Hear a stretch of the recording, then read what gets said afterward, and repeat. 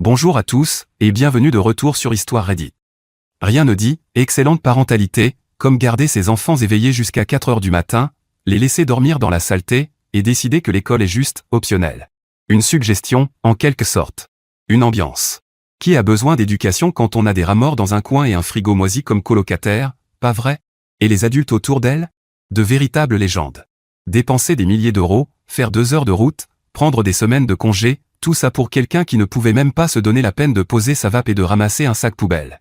Mais bon, qui sommes-nous pour juger? Sauf que voilà, ce n'est pas juste une histoire de maison en désordre. C'est l'effondrement complet, sur des années, d'une famille, d'un système qui a échoué à protéger des enfants qui méritaient tellement mieux, et de personnes qui ont sincèrement tout essayé. Alors restez avec moi. Parce que celle-ci va vous marquer. J'ai appelé les services sociaux pour ma sœur parce que ses enfants vivaient dans les déchets et n'allaient pas à l'école. Compte jetable. Je me sens incroyablement stressé et coupable. Coupable d'avoir appelé, mais aussi coupable d'avoir attendu si longtemps avant de le faire. J'ai aussi appelé le contrôle animalier, et il devrait être à sa porte dans quelques heures. Je suis à l'université et le nouveau semestre vient de commencer, et je ne vais pas réussir à me concentrer en cours aujourd'hui. Mes neveux sont gravement négligés. Ils ne vont pas à l'école, et l'un d'eux a un programme éducatif individualisé, IEP, en raison d'un retard de développement diagnostiqué, et ses cheveux longs sont complètement emmêlés jusqu'au cuir chevelu. Sa maison est une véritable horreur, remplie de déchets, d'urine et d'excréments d'animaux dont elle ne s'occupe pas. Ils dorment tous dans une seule chambre parce que la maison est remplie de déchets jusqu'au plafond. J'ai essayé de nettoyer, j'ai essayé d'engager des gens, j'ai essayé de supplier. Rien n'a fonctionné. J'ai dépensé des milliers d'euros pour essayer de nettoyer cette maison et rien ne l'atteint. Ma sœur a besoin d'une aide psychiatrique et elle refuse de la chercher.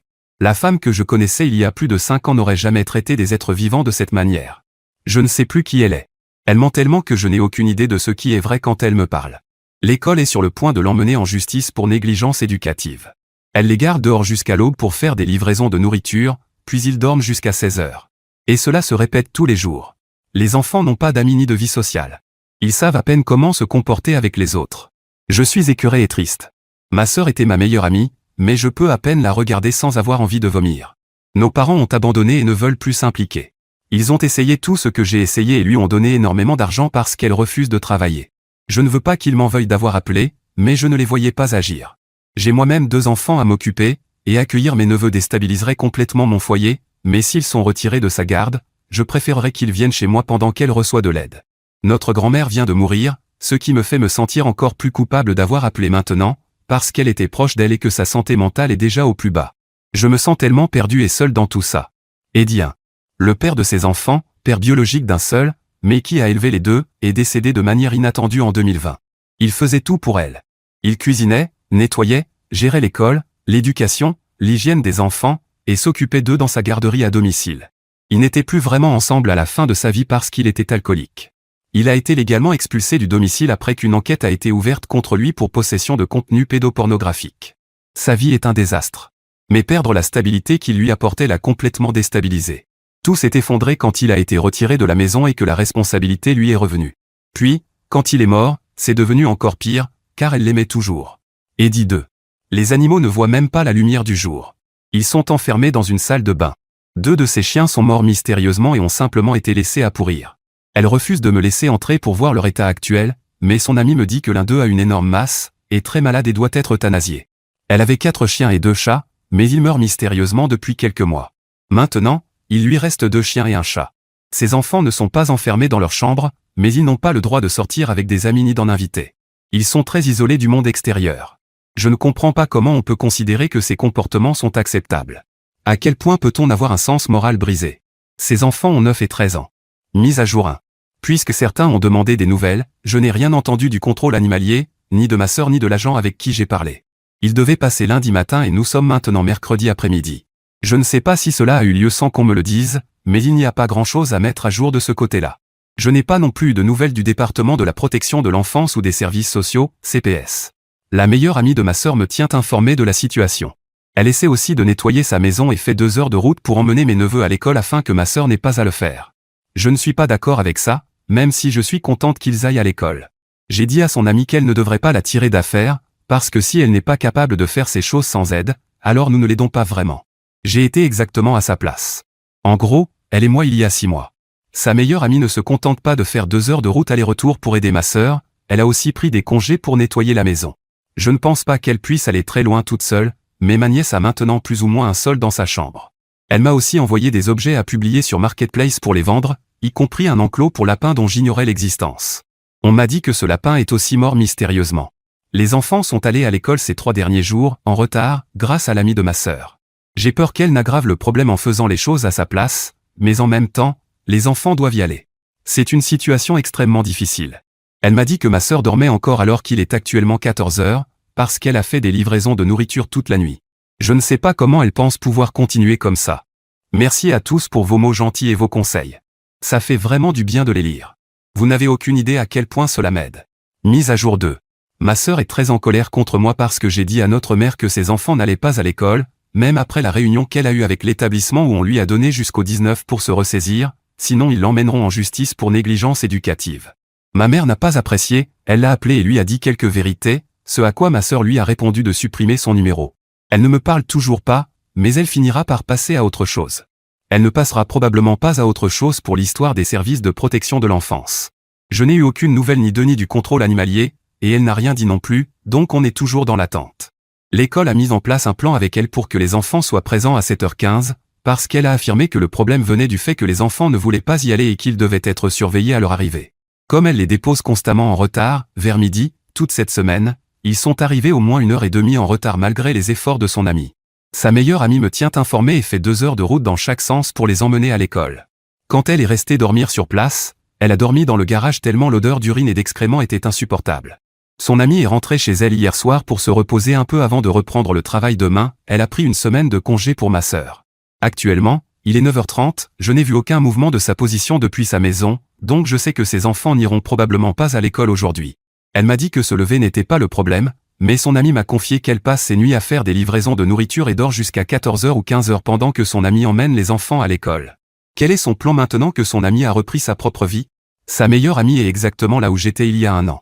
Elle pense pouvoir la réparer. Elle a acheté de nouveaux vêtements pour les enfants parce que rien ne leur allait, et elle a essayé de nettoyer la maison. Elle a passé 12 heures à nettoyer et n'a à peine fait qu'une infime partie. Elle a trouvé 2 énormes rats morts dans les pièces communes, sur lesquels les chiens urinaient probablement pour masquer l'odeur. Je suis complètement dégoûté. Elle m'a dit que ses enfants n'iraient nulle part et d'arrêter de réorganiser ma maison pour eux, mais elle ne fait rien pour améliorer la situation de ses enfants. Je veux ses enfants chez moi plus que tout. Eddie, je viens de rappeler les services de protection de l'enfance. Je leur ai donné toutes les nouvelles informations que j'ai reçues de sa meilleure amie et je leur ai envoyé des photos des chambres des enfants. Sur l'une des photos, il y a un pistolet à plomb par terre, et je suis sûr que ça ne va pas leur plaire. Je leur ai aussi parlé du réfrigérateur moisi et inutilisable, du four cassé, de l'urine et des excréments incrustés partout, et des énormes rats morts qui ont été trouvés. J'espère qu'ils interviendront rapidement. Mise à jour 3. J'ai appelé l'école et j'ai parlé avec eux. Elle ne les a pas emmenés à l'école et a ignoré tous leurs appels, messages et emails. Elle n'a même pas pris la peine de prévenir qu'ils ne viendraient pas. Cela va à l'encontre de leur accord et ça ne joue pas en sa faveur. La dame à l'accueil semblait aussi frustrée et très bien informée de la situation. Ils lui ont vraiment donné toutes les chances possibles pour qu'elle envoie les enfants à l'école. Elle continue de me faire la tête. Je lui ai envoyé un message pour lui demander si elle voulait que j'emmène les enfants à l'école demain et que je leur donnerais le petit déjeuner. Aucune réponse. Le directeur doit me rappeler à un moment donné, et ils envisagent potentiellement de faire des contrôles de bien-être avec la police lorsqu'ils ne se présentent pas. Je suis l'un des contacts d'urgence des enfants, c'est pourquoi ils ont accepté de me parler et semblaient être sur la même longueur d'onde. J'ai demandé plus tôt aujourd'hui s'ils pouvaient en faire un contrôle aujourd'hui, et il semblait que ce soit possible puisque je l'ai demandé. Je n'ai toujours pas eu de nouvelles, donc je ne sais pas s'ils l'ont fait ou non. Je vais rappeler demain pendant ma pause déjeuner à l'université. Je n'abandonnerai pas. Eddie, elle va sûrement me détester, mais je m'en fiche maintenant. Ce qui m'importe, c'est que les enfants puissent guérir. J'espère qu'ils accepteront de les placer chez moi. Si elle a le choix, elle pourrait dire non juste parce qu'elle est en colère contre moi. Normalement, nous sommes très proches, mais maintenant que je la pousse à agir, elle se ferme complètement à moi. J'habite à 30 minutes, dans un autre secteur scolaire. J'espère pouvoir les inscrire dans une autre école pour qu'ils repartent de zéro. Je pourrais leur acheter de beaux vêtements et démêler les cheveux de ma nièce. À ce stade, je ne pense pas que leur école actuelle soit une bonne option, notamment parce qu'ils pourraient être victimes de harcèlement. Pour ajouter des précisions sur l'homme qui a élevé mes neveux, il a été expulsé du domicile il y a 2 ans à cause d'accusations de pédopornographie, dont elle affirme qu'il a été innocenté, mais je n'y crois pas. Juste après cela, il est mort subitement dans la rue, littéralement. Le père biologique de l'aîné n'a pas vu son fils depuis 11 ou 12 ans et n'a aucun intérêt à le faire. Mes neveux ont une invitation permanente à venir chez moi, mais malheureusement, elle ne leur facilite pas la tâche pour quitter la maison. Ils ont une anxiété paralysante. J'aimerais tellement qu'ils viennent, je vais continuer d'insister. Les services sociaux ne sont jamais venus. Elle est sur leur liste depuis un bon an et ils ne sont jamais entrés dans la maison. Elle a accueilli un bébé en famille d'accueil pendant un temps, toute une autre histoire, mais le bébé est parti maintenant, et elle trouvait toujours une excuse pour les empêcher d'entrer, et ils ont laissé faire. Son ami supprime maintenant tous ses messages Facebook, j'imagine qu'il s'est passé quelque chose. Mise à jour 4. Je ne sais pas si je dois continuer à faire de nouveaux posts ou ajouter au précédent. Quelqu'un peut me dire, parce que je ne sais pas comment ça fonctionne. J'ai appelé et parlé avec l'école pour le 2e jour consécutif. Elle ne les a pas emmenés à l'école hier ni aujourd'hui, et elle a dormi pendant tous leurs appels. J'ai vérifié sa localisation, elle est rentrée vers 6h30 du matin et n'a pas bougé depuis. Je vais commencer à appeler la meilleure amie de ma sœur, Yanis. Yanis a appelé ma sœur de 7h à 9h ce matin, jusqu'à ce que l'un de mes neveux réponde au téléphone. Ils ont dit qu'ils essayaient de la réveiller depuis 1 heure et qu'elle refusait de se lever pour les emmener à l'école. Yanis dit qu'ils ont donné le téléphone à ma sœur, et elle lui a dit de bouger ses fesses immédiatement. Ma sœur lui a menti en disant qu'elle les avait emmenés à l'école hier et qu'elle le ferait aujourd'hui. Spoiler, elle ne l'a pas fait. Yanis est bouleversée parce qu'elle lui a menti, mais je pense qu'elle lui a toujours menti, elle s'en rend juste compte maintenant. Quelques heures plus tard, je commence à recevoir des notifications pour chaque message que Yanis supprime, des messages qui incriminent ma sœur. Des dizaines de messages, y compris des photos. Heureusement, j'avais déjà presque tout sauvegardé. Je lui ai demandé ce qu'elle faisait et elle m'a ignoré pendant un moment. Puis elle m'a appelé. Elle pleurait, bouleversée, et m'a dit « Qu'est-ce que tu as fait ?» J'ai fait comme si de rien n'était. Apparemment, ma sœur l'a appelée furieuse, en criant que les services de protection de l'enfance étaient intervenus, puis elle lui a raccroché au nez. Elle pense que c'est Yanis qui a appelé. Je me sens assez mal pour ça. Je n'ai aucune idée s'ils sont venus sur place ou s'ils ont simplement appelé, mais ça n'avait pas l'air bon. Elle a une inspection prévue, mais on ne sait pas quand. J'aimerais savoir ce qui s'est passé. Tout ce que je sais, c'est qu'ils ont mentionné des choses que Yanis m'avait dites uniquement à moi, donc ça finira forcément par remonter jusqu'à moi. Pour l'instant, elle ne semble pas avoir dit quoi que ce soit à ma sœur. Si quelqu'un s'est présenté chez elle, je suis sûr qu'elle a refusé de les laisser entrer, ce qui est un énorme signal d'alerte. Son Porsche est dans un état horrible, il y a des déchets et des excréments partout, donc ça a dû aggraver son cas. Les funérailles de notre grand-mère ont lieu demain matin, et si elle réussit à se lever à 8h30, ce dont je doute, ça va être des retrouvailles familiales très gênantes. Yanis sera là aussi. Je suis complètement terrifié. Eddie, je viens d'envoyer un message à une autre de ses amies proches, qui est aussi travailleuse sociale. Elle m'aide à entrer en contact avec l'assistante sociale de ma sœur. Non, cette amie n'a pas vu la maison depuis 1 ou 2 ans. Alors faisons une pause un instant, c'est moi. Elle est assise là, en route pour les funérailles de sa grand-mère, tout en redoutant discrètement de croiser sa sœur. Elle ment à propos de sa voiture. Elle fait semblant de ne rien comprendre avec Yanis. Elle appelle les services de protection de l'enfance et agit ensuite comme si de rien n'était. Et regardez, je ne la juge pas pour tout ça, parce que qu'est-ce qu'elle était censée faire d'autre? Mais est-ce qu'on peut reconnaître tout ce que cette femme porte sur ses épaules en ce moment? C'est une étudiante. Elle a ses propres 2 enfants à la maison. Elle vient de perdre sa grand-mère. Et au lieu de faire son deuil comme n'importe qui, elle coordonne avec des travailleurs sociaux, appelle des écoles pendant sa pause déjeuner, et se prépare mentalement à des funérailles familiales tendues où sa sœur pourrait débarquer en voulant lui emprunter sa voiture. Voici la vérité dérangeante, elle fait tout correctement, et pourtant ça ne change presque rien. Les enfants ne vont toujours pas à l'école. La maison est toujours un désastre. Et maintenant, Yanis supprime littéralement des preuves pour protéger la personne qui détruit la vie de ses enfants. Et cette scène aux funérailles? Les derniers mots de la grand-mère étaient de lui dire d'arrêter d'être dur avec sa sœur. Même dans la mort, cette femme n'a pas eu de répit. C'est ça qui me touche le plus. Elle se bat pour ses enfants complètement seule, et d'une manière ou d'une autre, c'est encore elle qui se sent coupable. Ce n'est pas juste. C'est vraiment, profondément injuste. Maintenant, retour à l'auteur du post. Mise à jour 5. Elle n'est pas allée aux funérailles. Yanis a fait 2 heures de route pour essayer de la faire sortir de chez elle, mais elle a refusé d'y aller. Maintenant, Yanis est en train de nettoyer sa maison pendant que ma sœur ne fait absolument rien. Je lui ai dit de laisser tomber, mais elle pense qu'elle aide. L'inspection du département de la protection de l'enfance est prévue tôt lundi matin. Yanis fait tout ce qu'elle peut pour cacher les preuves. Toutes les deux sont plus préoccupées par le fait de découvrir qui a appelé que par le bien-être des enfants. Je suis complètement écœuré. Yanis pense être une bonne amie loyale, mais je ne le vois pas du tout comme ça. J'aimerais ne plus jamais avoir à parler à aucune des deux, mais mes neveux ne méritent pas d'être isolés. Merci d'avoir écouté mes plaintes. Mise à jour 6. Ma sœur a son inspection demain matin. Je ne sais pas à quelle heure parce qu'elle refuse de nous le dire. Elle n'a rien fait pour améliorer la situation. J'imagine qu'elle ne les laissera tout simplement pas entrer, et ils devront obtenir une ordonnance du tribunal. Si quelqu'un sait comment ça fonctionne, merci de me le dire. J'ai aussi envoyé un long email au département de la protection de l'enfance expliquant tout ce qui concerne Yanis. Je leur ai également proposé ma maison et mon temps s'ils ont besoin de moi. Je ferai une mise à jour plus détaillée après avoir su ce qui se passe demain. J'espère que l'assistante sociale m'appellera pour me tenir informé.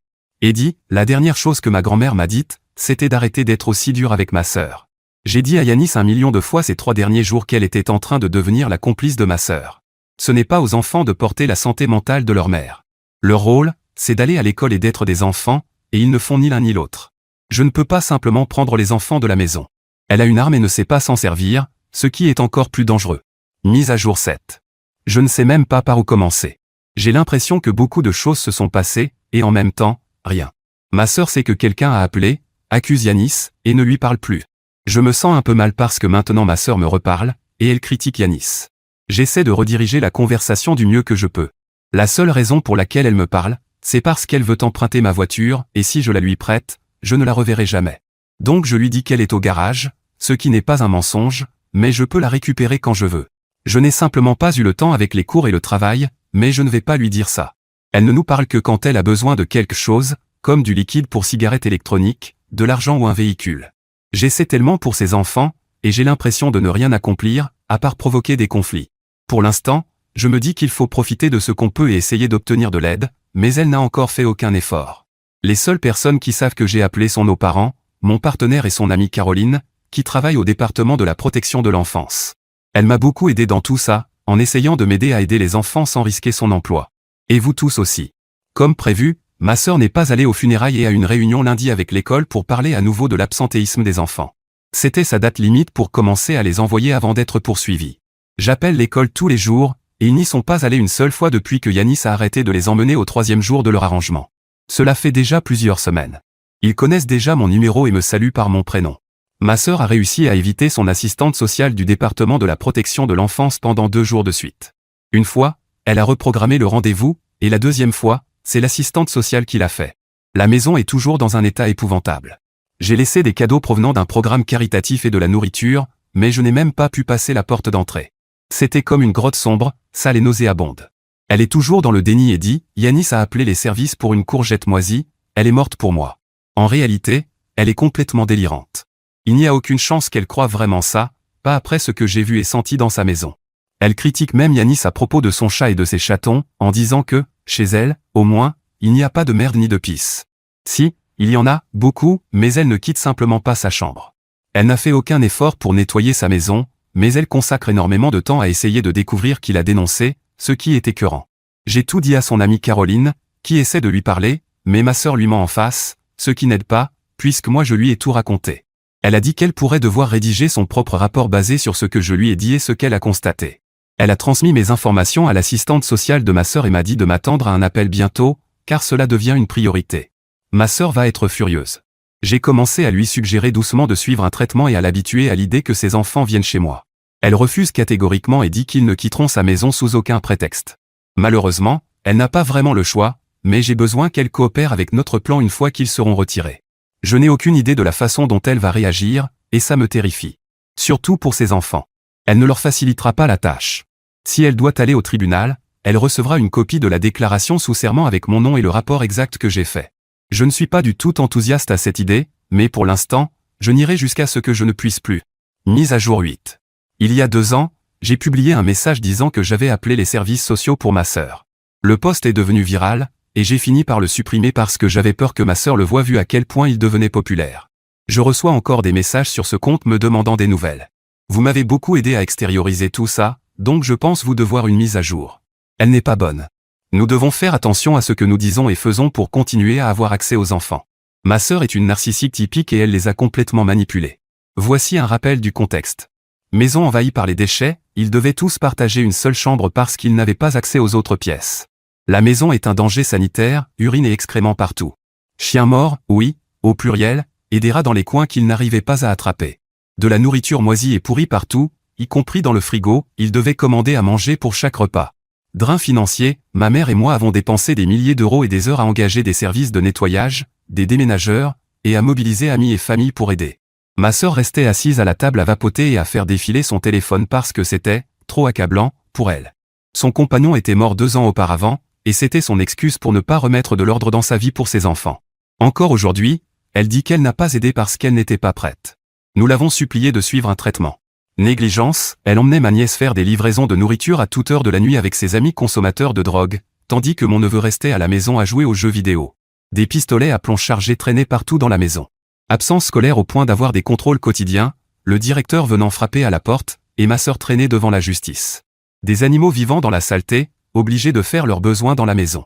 Ma sœur essayait activement de tomber enceinte. Mise à jour à ce jour. Les services de protection de l'enfance n'ont absolument rien fait. Ils ont déclaré que les enfants n'étaient pas en danger immédiat et qu'ils ne pouvaient rien faire. L'amie complaisante de ma sœur, Yanis, a nettoyé les chiens morts et remplacé les sols dans ses pièces avant l'arrivée de l'assistante sociale. Je leur ai dit, mais ça ne les intéressait pas tant que c'était fait. Yanis a aussi nettoyé la cuisine et une chambre, les rendant presque habitables pour que l'assistante sociale puisse voir qu'ils avaient une cuisine et une chambre. À noter, il y a plus de 5 pièces dans la maison auxquelles ils n'avaient pas accès, avec des animaux morts à l'intérieur. Ma sœur n'a pas laissé l'assistante sociale entrer dans les autres pièces, et celle-ci l'a accepté. Ma sœur a un nouveau petit ami depuis 4 ou 5 mois. C'est un consommateur de drogue avec un passé violent et criminel, qui entre et sort de prison. Ma sœur approche des 40 ans et son nouveau compagnon en a 22. Je ne sais pas ce qu'il tire de cette relation, aucun des deux n'a quoi que ce soit à offrir. Yanis a exprimé des inquiétudes concernant le comportement de ce petit ami envers ma nièce de 11 ans, notamment le fait qu'il se blottit avec elle seule dans la voiture. Ma sœur, son petit ami et les enfants ont vécu chez Yanis quelques mois après que leur maison ait été infestée de puces et qu'ils ne pouvaient plus y rester. C'était, je crois, en août. Yanis a fini par les mettre à la porte après qu'ils aient saccagé sa maison, se soit plaint quand elle leur demandait de l'aide, n'ait rien contribué financièrement, et qu'elle ait dû continuer à acheter des vêtements et des produits d'hygiène pour tout le monde. Je lui ai dit de couper les ponts, mais elle s'inquiète pour les enfants. Pendant cette période, ma nièce dormait dans la voiture parce qu'elle ne se sentait pas à l'aise chez Yanis, donc elle dormait chaque nuit dans une voiture en marche. Les voisins ont appelé la police à plusieurs reprises. Elle a dû trouver un appartement. Nous pensions tous que ma sœur l'avait perdue, mais elle affirme qu'elle n'a pas encore été expulsée, seulement menacée. Ma mère a envoyé de l'argent à son propriétaire et a payé une autre benne à ordures qui est actuellement dehors, inutilisée, parce qu'elle est trop débordée. Ma mère en a assez. Ma sœur a finalement perdu l'appartement. Ils sont restés quelques jours chez ma mère après avoir été mis dehors par Yanis, où ma mère a acheté de nouveaux vêtements pour tout le monde, y compris le petit ami. Ma nièce et mon neveu ont maintenant 11 et 16 ans. Ils ne sont pas allés à l'école depuis plus de 2 ans. Après que l'école soit devenue trop critique, selon ses mots, elle les a retirés pour faire de l'enseignement à domicile. Notre État n'a aucune règle ni réglementation sur l'école à domicile, donc elle n'a même pas besoin de falsifier des documents. Mon neveu a 16 ans et ne sait même pas combien il y a de jours dans un mois. Ils ne font aucune scolarité et me l'ont dit en face. Ma sœur nous dit qu'elle va les inscrire bientôt. Mon neveu pèse plus de 130 kilos, a du cholestérol élevé et de l'hypertension. Il a honte de son poids et est déprimé, c'est pourquoi il dort et mange toute la journée. Ma nièce a récemment été hospitalisée parce qu'elle ne pouvait plus marcher, elle était tellement affaiblie et malade qu'elle ne pouvait plus fonctionner. On a découvert qu'elle souffrait d'un trouble neurologique fonctionnel, FND, dû à un stress extrême. J'ai assisté aux réunions médicales à l'hôpital, elle était gravement malnutrie et déshydratée. Elle a dit aux médecins que cela venait de commencer, mais ils ne sont pas stupides, elle était trop mal en point. Elle est restée trop longtemps dans cette voiture, jusqu'à ce que ses muscles s'atrophient et qu'elle développe des édèmes. Cela durait depuis bien plus longtemps que nous ne le pensions. Ma sœur ne l'avait jamais emmenée chez le médecin par peur d'être jugée. Elle n'emmène plus aucun des enfants chez leur médecin traitant. Vous l'avez deviné, ils sont trop critiques. Finalement, elle a eu peur que ma nièce meure et l'a emmenée aux urgences. Elle a dû y rester 3 semaines. L'hôpital avait de nombreuses inquiétudes mais n'a pas appelé. J'ai eu des réunions avec eux et je leur ai tout raconté. J'espérais vraiment qu'ils signaleraient la situation et que cela aurait plus de poids venant d'eux que de moi. Le petit ami est resté dans la chambre d'hôpital avec elle et le personnel avait de nombreuses inquiétudes. Il a donné à ma nièce un spray au poivre comme jouet sensoriel, selon lui, et il est tombé quand l'infirmière a essayé de l'aider à aller aux toilettes. Mes parents sont maintenant divorcés à cause de ma sœur. Notre père ne veut plus rien avoir à faire avec elle, tandis que ma mère voulait continuer à l'aider à cause des enfants. Je comprends les deux points de vue, et il n'y a pas de bonne réponse. Cela a été une véritable bombe dans nos vies à tous. Ma sœur a brûlé tous les ponts et passe ses journées à faire des livraisons pour payer une chambre d'hôtel. C'est donc là qu'ils vivent tous, y compris son petit ami. Ou dans la voiture, ou dans une chambre d'hôtel. La voiture dans laquelle ils ont mystérieusement des accidents, puis mentent sur les circonstances. Ma sœur essaie toujours activement de tomber enceinte. Récemment, elle a commencé des traitements et des compléments pour la fertilité. Où vont-ils mettre un bébé? Dans le coffre? Les enfants répondent rarement à qui que ce soit parce qu'elle les a complètement manipulés. Ils savent que leur mère pourrait avoir de gros ennuis, donc ils ne parlent tout simplement pas. Aucun des deux n'a d'amis, et ils sont totalement isolés du monde extérieur. Je leur envoie de l'argent pour le déjeuner de temps en temps et ma mère leur achète des vêtements. Yanis a bloqué ma sœur partout après avoir été utilisé et maltraité trop de fois, donc je n'ai plus ce moyen de savoir s'ils vont bien. Hier, j'ai encore appelé les services de protection de l'enfance. Je me suis défoulé auprès de la pauvre personne qui prenait les signalements.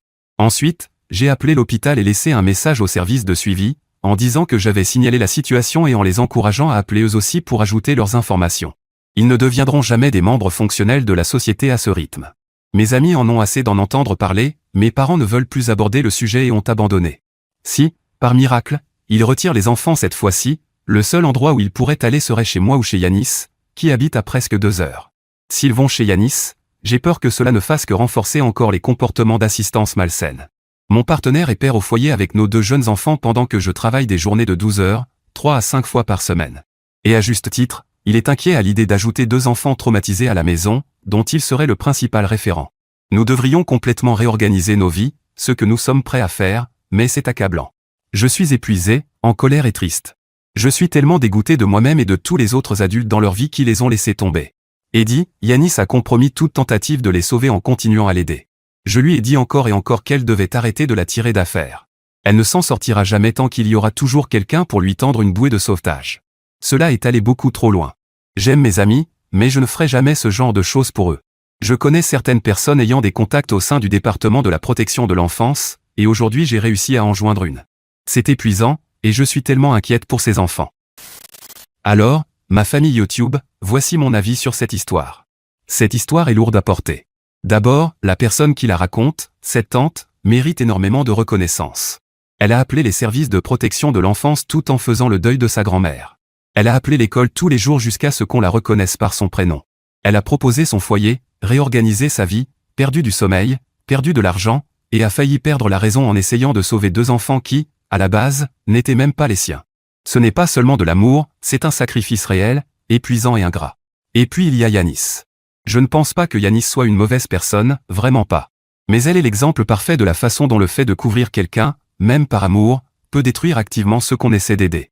Chaque sol qu'elle a nettoyé, chaque chien mort qu'elle a retiré, chaque trajet pour l'école qu'elle a fait, elle n'aidait pas ses enfants, elle aidait le système qui les abandonnait à rester invisibles. Et les services sociaux ont simplement accepté ça. Cette partie me rend sincèrement malade. Parce que voici le véritable antagoniste de cette histoire, et ce n'est même pas entièrement la sœur. C'est un système qui a vu 2 enfants vivre dans un environnement insalubre, dormir dans des voitures, ne rien manger, manquer des années d'école, et qui a dit, pas en danger immédiat. Une adolescente de 14 ans souffrant d'hypertension. Une enfant de 11 ans hospitalisée pour malnutrition, tellement faible qu'elle ne pouvait pas marcher. Et malgré tout, le seuil du « danger immédiat » n'a pas été atteint. Ça devrait tous nous bouleverser. Maintenant, la leçon, et elle est douloureuse. On ne peut pas sauver quelqu'un qui ne veut pas être sauvé.